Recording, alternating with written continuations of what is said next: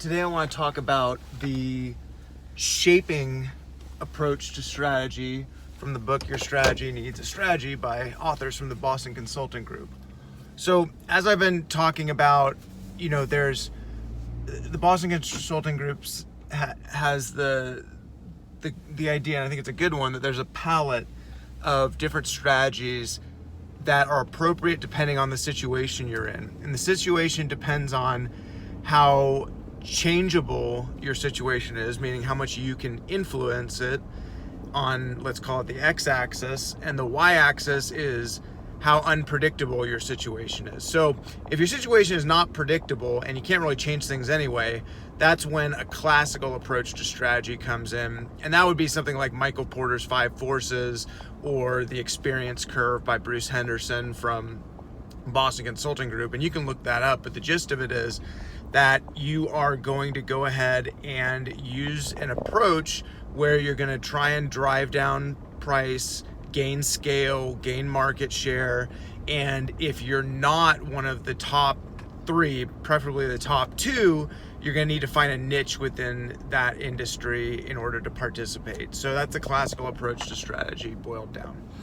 So if your strategy, or if you're in a situation where your world is very unpredictable, but you can't really change things, you've got to use an adaptive approach where you're going to quickly use a lot of small tests within your organization, and you have to set up your organization structurally to make sure you can do that, to adapt and see what works and quickly bring on new change for your customers in order to survive. So, and then if your world is predictable, but you think you can change it, that's when you use a visionary approach. And when I say that, think disruptor.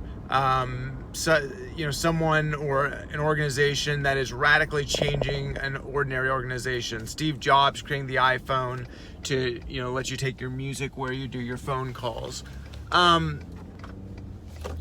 What if your scenario is one where it's both unpredictable and you can change things? That's where the adaptive approach comes in. And the best way to illustrate this is to talk about Apple and Google and the world of apps. So the iPhone particularly, because they're the leader in this, initially, as I said, it's probably a visionary approach where Steve Jobs is saying, hey, we want your phone calls, your pictures, your music, all to be housed on one device. But at some point in the app world, that changed, and the iPhone became a shaping strategy where they tried to create, and this is another important word that should make you think shaping strategy.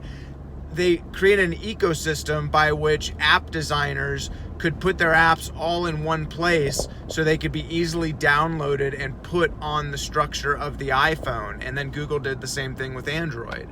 So what do you have to do in a shaping strategy? Well, number one, you have to work with the outside parties who are stakeholders in your strategy. So for instance, Apple, they hold a lot of conferences, a lot of instructional things. They really help their large app designers make it as easy as possible to put those apps on the Apple platform.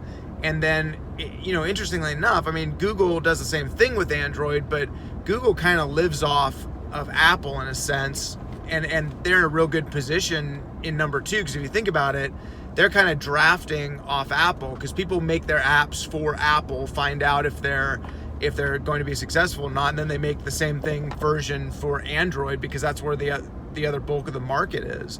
So it's really interesting from Android's perspective. They may not be the leader, Apple is, but they almost draft off the success of Apple.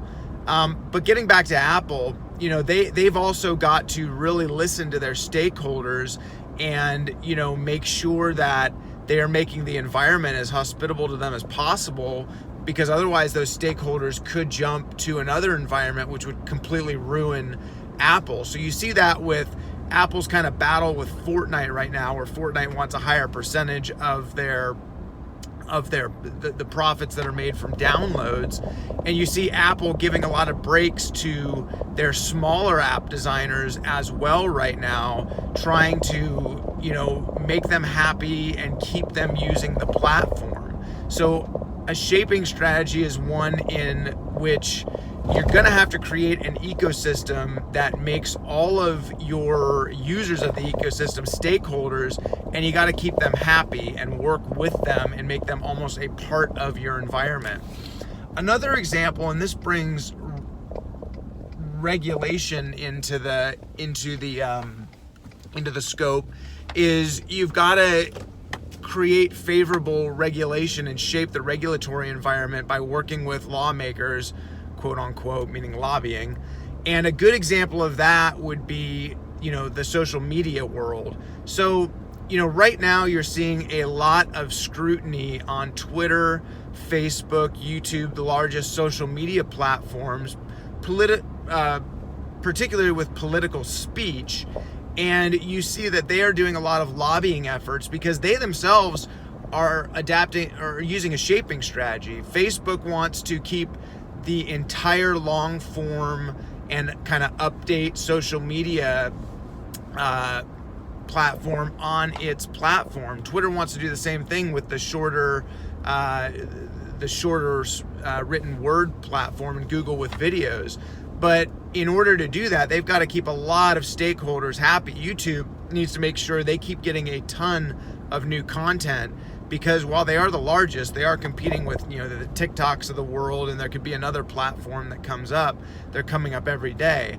They've got to not only keep their users happy and continuing to create content for them, but they do also have to deal with a regulatory environment where they are now being charged with shaping the way political speech and elections are done in the US. So they've got to wade through that very carefully, because they could be subject to some crippling regulation if they're not careful.